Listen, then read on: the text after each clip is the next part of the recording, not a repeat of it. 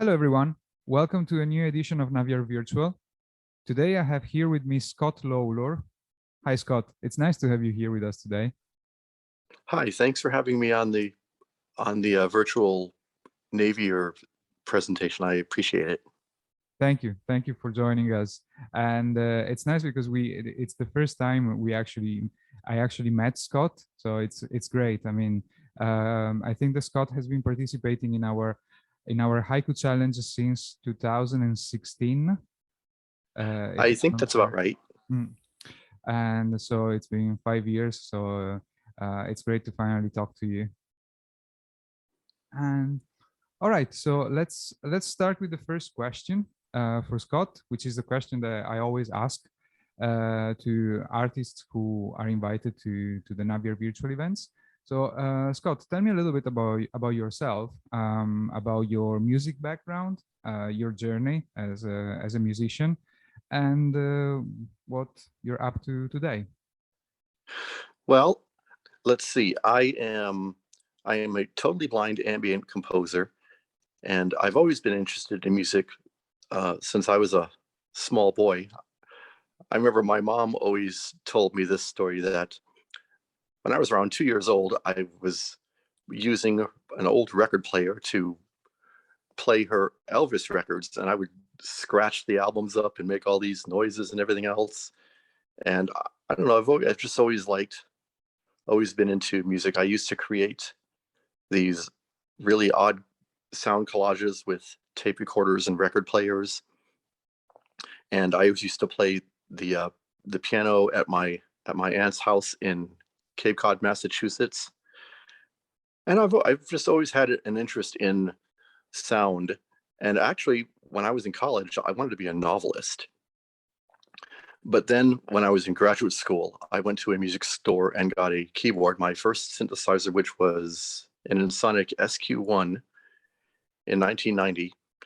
And I started to create more new age kind of music inspired by people like Suzanne Shawnee, Yanni, and people like that.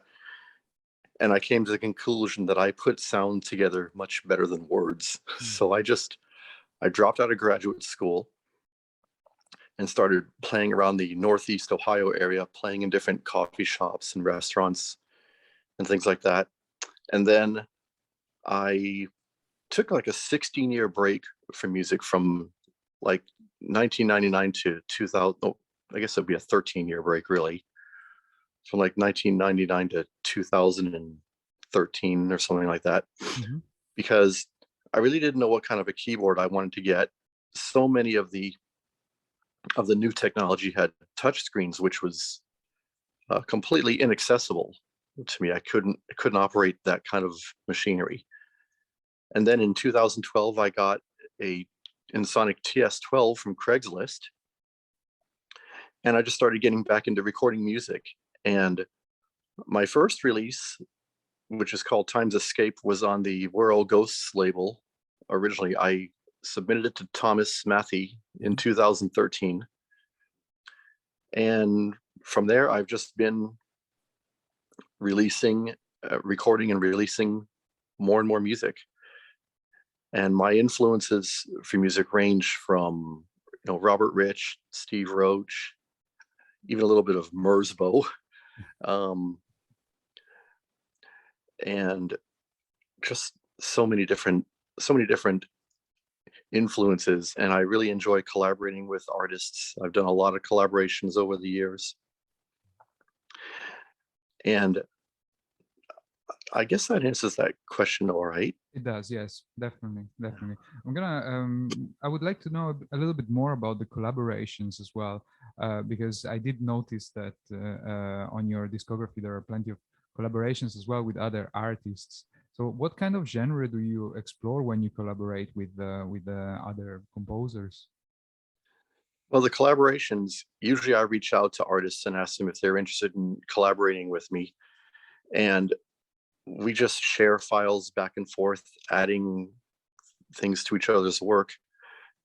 Usually the collaborations don't have a set theme to them, although there have been some exceptions to that. My Scott Lawlor and Friends Volume 2 album, which was a winter themed compilation had that particular theme to it. So there was a little more, I guess, limitation in what to compose for that one. But usually I'll create some sort of a drone or a soundscape, send it to an artist, and that person will add some elements to it, and then he'll send it back to me, and I'll either add more things to it or we'll accept it the way it is and release it. And the latest project with collaborations was Scott Lawlor and Friends 4, which is 27 tracks with 25 different artists. And after I released that, I actually honestly started to feel a little bit of burnout in regards to creating things, because that took a lot of time and it was pretty intense. Tell me about it. You just made me think that I should start working on the anniversary compilation of Naviar. Yeah, which the anniversary of Naviar will be in 6 weeks, and generally the compilation has roughly 100 tracks, give or take. Yeah, each one of them seems to get bigger though too. Yeah, exactly. So it's yes. It's a good thing that you reminded me of that. So maybe I'll start working on it. Okay.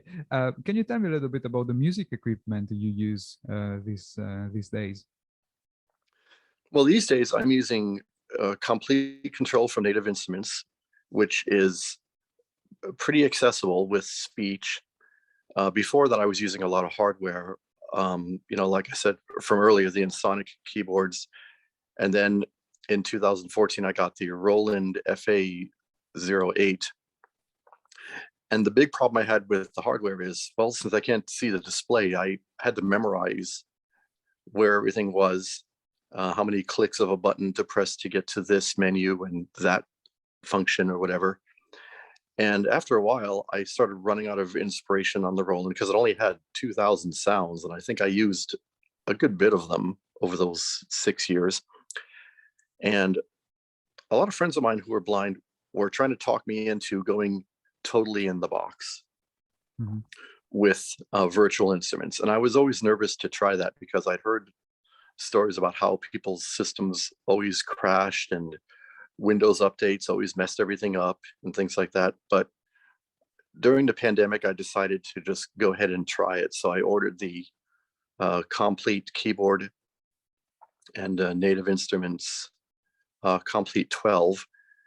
And after I got it, I set it up and set up Reaper to work with it. And within 5 days, I'd started recording a new solo piano album.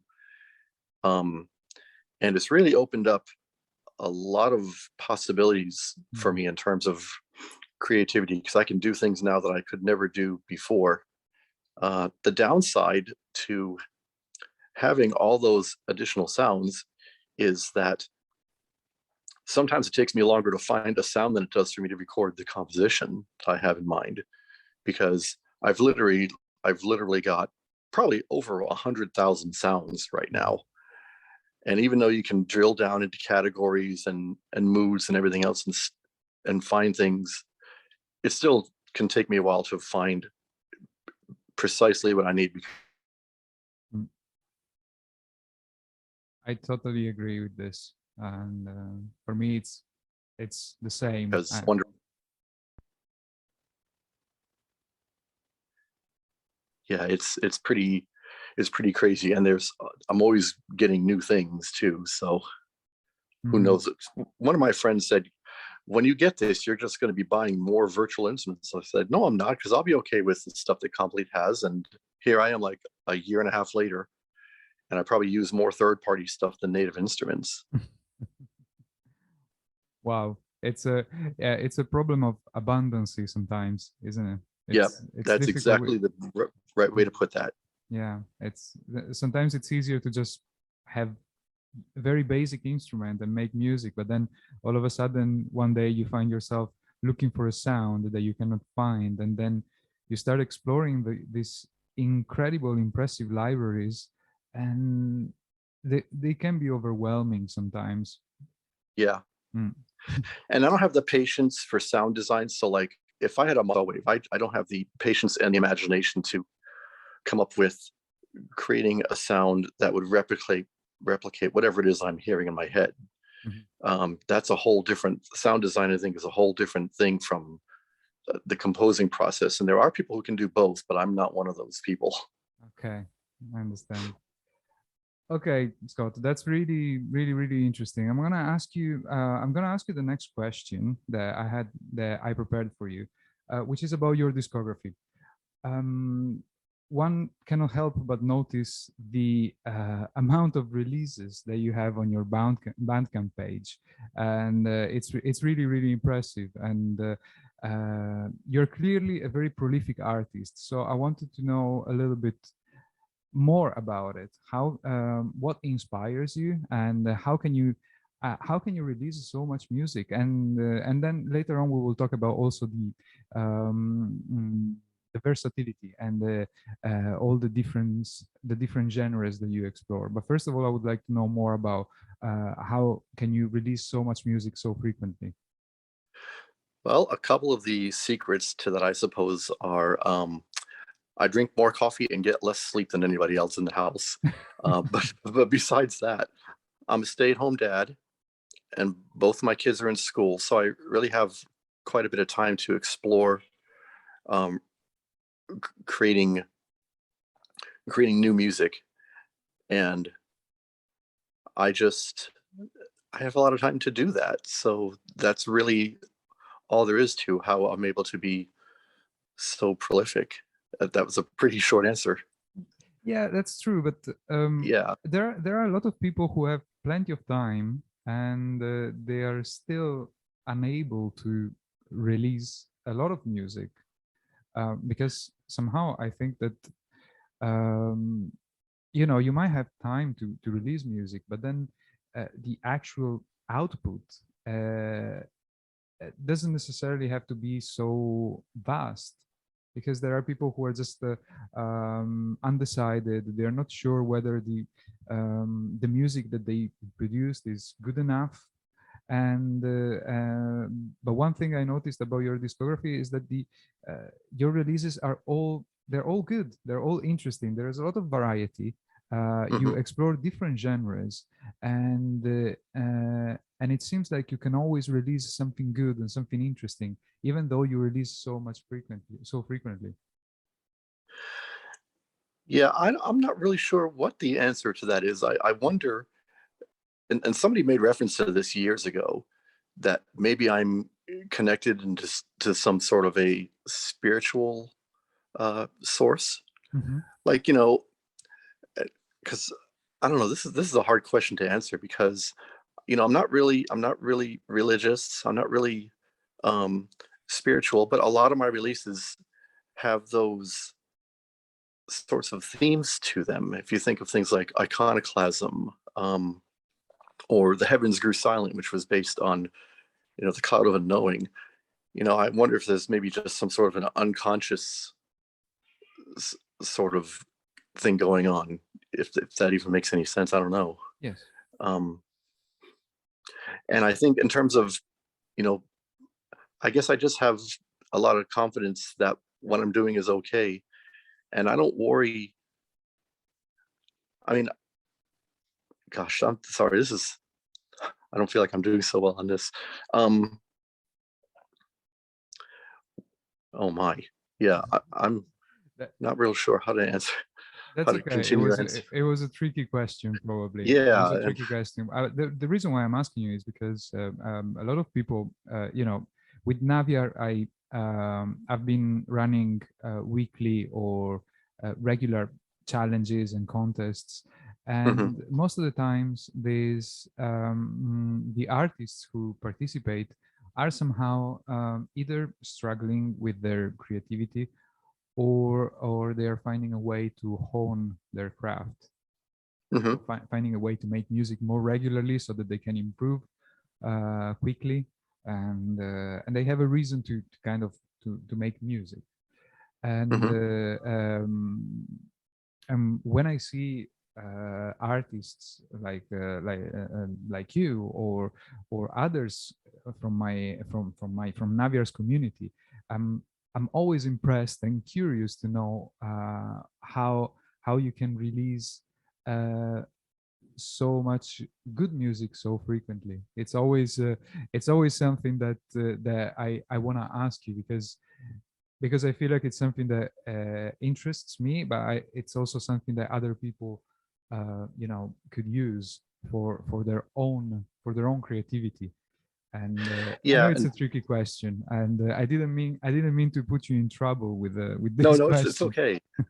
It's a good question, and I wish I had a better answer for it, because I'm curious about that too with some artists, because there are some artists who release way more material than me, and I've always wondered how do they release all that material as well. Hmm. So it's a question that I've also had for artists, um, and it's one of those things that it's that I really don't not really sure how to answer. Mhm. I would be curious on how other people would answer that kind of a question as well. But I don't know. I guess I just, when I record music, I just sit down at the keyboard and I just play a lot of times. Mhm. And the titles will usually come to me after I listen to the playback, because I don't really come up with concepts ahead of time. And I'll find artwork, or ask friends of mine to help me find artwork for things that I come up with. Mhm. And I've got a pretty big backlog of material still on my hard drive that I could release like right now. But I try to space out my releases, well, a little bit. That sounds really strange, I suppose. If you look at my Bandcamp and see that I've got like 3 albums already in November, and I'm talking about spacing out releases more. um, it seems like a little bit of irony in that regard, I suppose. You can save some releases for I don't know, when you go on holiday, for example, you might schedule a release while you're on holiday or something like that. Yeah, although I'm pretty much a hermit, so I don't really go anywhere. Hmm. In fact, I've got the nickname. I had the nickname on Twitter for a while, the Ambient Hermit, but I'm no I longer on remember. Twitter. So Hmm. so that's where that name came from, because I don't go anywhere. Mhm. Okay. So okay, the first question was about the quantity of your output. And now I want to ask you a little bit about your the versatile how your output is versatile, Hmm. because one thing I noticed is that you publish albums. If someone has a look at your discography, they will find dark ambient albums, light ambient albums, cosmic music, solo piano. So there is a little bit of everything in there, and Hmm. so it can be, for someone who listens to your music for the first time, it can be a bit overwhelming. I think, I suppose. So I wanted to ask you. So what's your approach? You answered to this question already, because you said that you just sit down and you make music. I wonder if you Hmm. have a different approach depending on the genre that you are exploring. And this is my first question. And my second question is if you could recommend albums from your discography Okay. to people who are listening to your music for the first time. So, for example, someone interested in solo piano, if you could recommend an album, and then a dark ambient album or a light ambient album, let's say. Okay. Well, the approach is pretty much the same regardless of the genre. The Mhm. exception to that would be solo piano. Um, Solo piano is the one genre that I don't have as much material in as I have others. Because I started, when I started creating music. Actually, before I started creating music, I took piano lessons for a little while, but not very long. Mhm. Um, but I guess the big reason why I have so much diversity is because I don't like doing the same thing twice. And so I always want to do things that are different. And some internet labels, I think, had some issues with that, because I would try to submit albums to different internet labels. And I think one of the comments that I got was that even among the tracks in an album, it wasn't the same, it wasn't a consistent sound. And I think that's just one of the reasons why I'm not on very many internet labels, and I'm just doing my own thing out here. Because even from track to track on an album, I like to do things that are very different from what the person just heard a couple minutes ago. But in terms of recommendations for albums, for solo piano, I would probably recommend Pianissimo. That album is more of an introduction to my piano work, and it's Name Your Price, so that's a bonus. For dark ambient, gosh, that one's a hard one, because there's so many dark ambient albums out there that I have. But I think I would probably recommend one of my more recent ones that I'm really proud of, called Journey of a Dying Girl. That one came out a couple months ago. And for cosmic space music, let me think for a minute. Gosh, I'm not on my computer, so I can't look at the discography. You think I'd be able to remember everything I've got, but I've got so much out there that sometimes I can't even keep up with myself. It's a nice problem to have. Yeah. Let's see. I think probably my most popular space album is Journey Through the Boots Void, but that's a 5-hour album. That one's pretty lengthy. 5 hours. Wow. Something that might be a little more manageable as an intro would be Dark Flow. That one came out before Journey Through the Boots Void, and it's long, but the tracks are individual, so it's not all one continuously flowing thing like the other one is. So that might be more it's not a 5-hour album, it's a 5-hour track.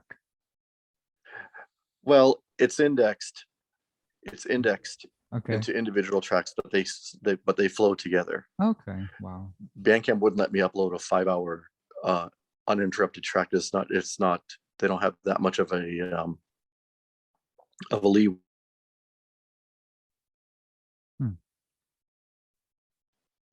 for each track. Which is why I upload using FLAC, because you can get more music that way. Yeah. All right. Okay. Final 2 questions for you, Scott. So first of all, future plans. So is there anything coming up? I'm assuming that you probably have a dozen releases already already ready to be published. I'm joking. Yeah. Is there anything coming up soon that you would like to tell us about? Well, I do have another album inspired by the Naviar Haiku project coming out called November Chill. I'll release it sometime this month. Maybe, I don't know if it's going to be before Thanksgiving or after Thanksgiving, but it's almost 3 hours. Actually, it's probably a little more than 3 hours of music, but it's 15 tracks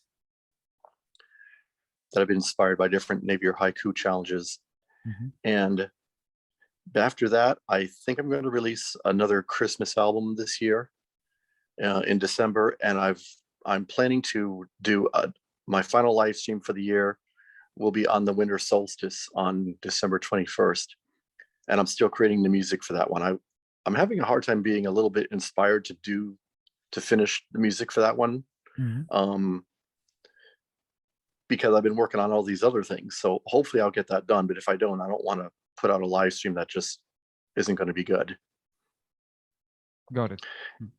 And me and Nicole Anderson, who is a harpist, we've got a track on Scott Lawlor and 4 called Frost Moon we'll be working on a collaboration album probably into 2022. I did another track with her called Winter's Hush, which is going to be released on her YouTube channel for her Advent series in December. And so when I get the link to that video, I'll post it on my Bandcamp community. Wow. Okay. So few things coming up, actually. Unsurprisingly, I would say. No. Okay. And last question for you. It's is about the live set that you recorded for us tonight. So would you like to introduce it to the listeners? This live set was taken from a live stream that I did back in October. Well, back in October, that's only like a month and a half ago. But it's the last 30 minutes or so of this live stream, and it's really pretty. And one of the things that I was trying to explore was working with loops, because I'm inspired by people like Bing Satellites, who does a lot of work with looping ambient guitar and other synths. And I just wanted to try that out and see how I could do with working with different loops, how they interact and intertwine with each other as the piece goes on. And I think it's a really pretty piece, and I hope that you guys will enjoy it.